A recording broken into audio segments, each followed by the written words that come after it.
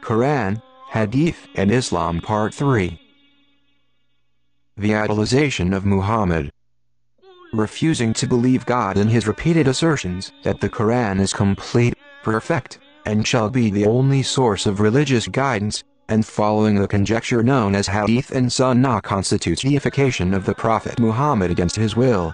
Say, O Muhammad, if the ocean were ink for the words of my Lord, the ocean would have run out before my Lord runs out of words, even if we supplied twice as much ink.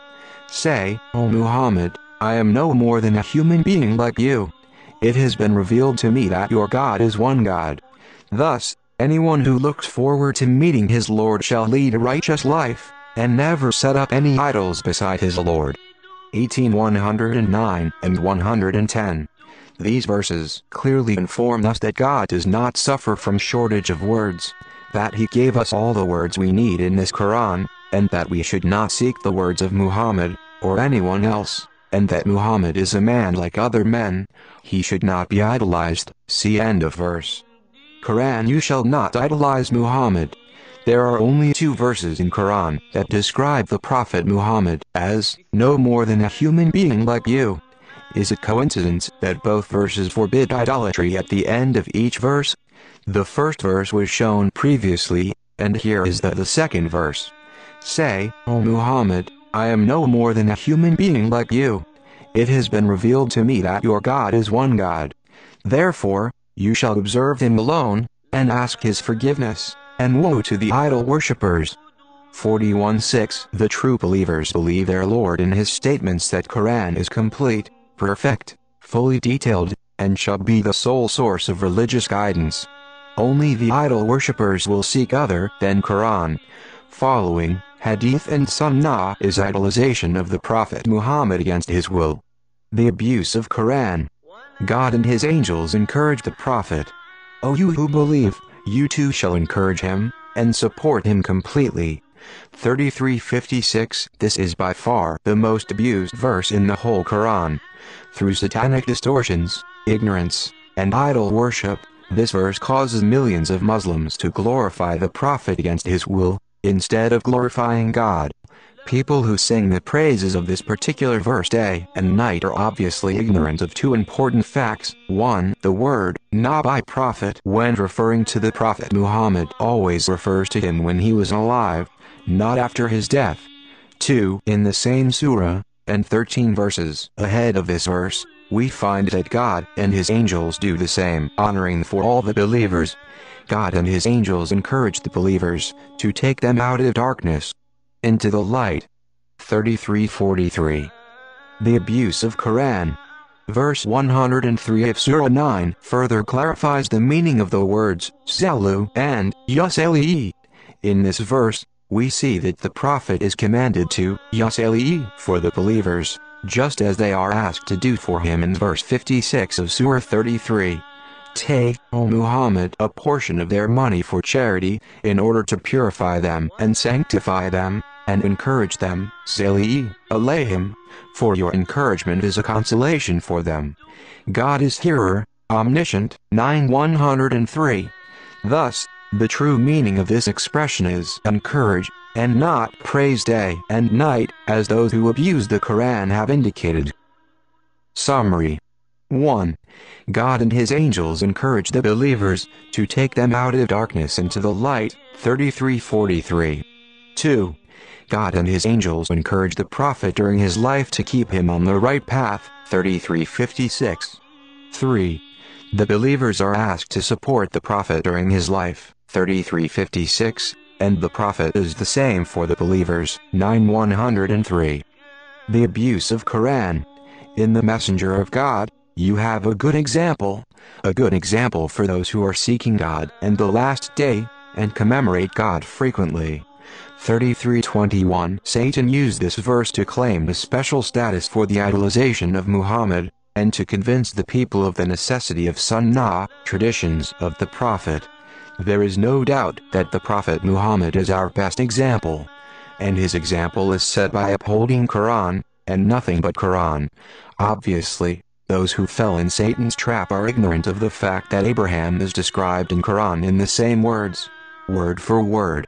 In Abraham and those who believe with him, you have a good example. For those who are seeking God and the last day. 64:6. Does God hate Muhammad? Of course not. But when you repeat the same thing that God says about Muhammad in Quran, they accuse you of hating Muhammad. Similarly, when you tell the Christians that Jesus is a human being and a messenger of God, they accuse you of hating Jesus. Muhammad cannot guide anyone. 28:56. You, Muhammad, cannot guide even the ones you love. God is the one who guides whomever he wills, for he knows best those who deserve the guidance. 28:56. The sole function of the Prophet was to deliver Quran without any alteration, addition, reduction, or explanation. The true love of Muhammad, the true love of Jesus, is to recognize him as a human and a messenger of God. The Christians love Jesus so much, yet he disowns them on the day of judgment. Matthew 7:23 and Quran 5:116. The true love of Muhammad is to recognize him as a human and to follow his teachings, i.e., uphold Quran and nothing but Quran. Those who follow Hadith and Sunnah are named as Muhammad's enemies, and Muhammad disowns them on the day of judgment. As we see below, on the day of judgment the messenger will say, "My Lord, my people have deserted this Quran. We thus set up against every prophet enemies from among the guilty. Your Lord suffices as a guide and supporter." 25:30-31. Please note the word-for-word similarity between verse 31 above and verse 112 of Surah 6, which deals specifically with Hadith. God is the one who created you. God is the one who provides for you. God is the one who terminates your life. God is the one who resurrects you. God is the one who calls you to account. Muhammad does none of these things. See 30:40. Muhammad does not know the future. Say, "O Muhammad, I do not bring anything new that is different from any other messenger. I have no idea what may happen to me, or to you. I simply follow what is revealed to me. I am no more than a manifest warner." 46:9. Say, "O Muhammad, I possess no power to benefit or harm even myself, except in accordance with God's will. Nor do I know the future. Had I known the future, I would have increased my wealth, and no harm would have afflicted me. I am no more than a warner, as well as bearer of good news for those who believe." 7:188. Muhammad does not know the future. Yet, hundreds of hadiths narrate future events that have nothing to do with Quran, and represent personal predictions. One of the most prominent hadiths is shown below: "You shall uphold my sunnah traditions, and the sunnah of the guided Khulafas al-Khulafa al-Rashidin who will come after me." It should be noted that the expression al-Khulafa al-Rashidin did not appear in Arabic literature until 200 years after the Prophet. It is a modern expression.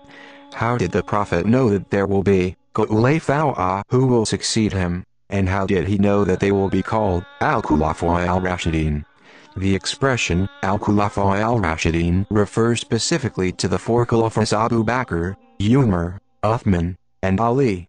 It was not known for 2 centuries after the Prophet. The myth of intercession. Intercession is one of Satan's most effective tricks to dupe the people into idolizing their prophets and or saints.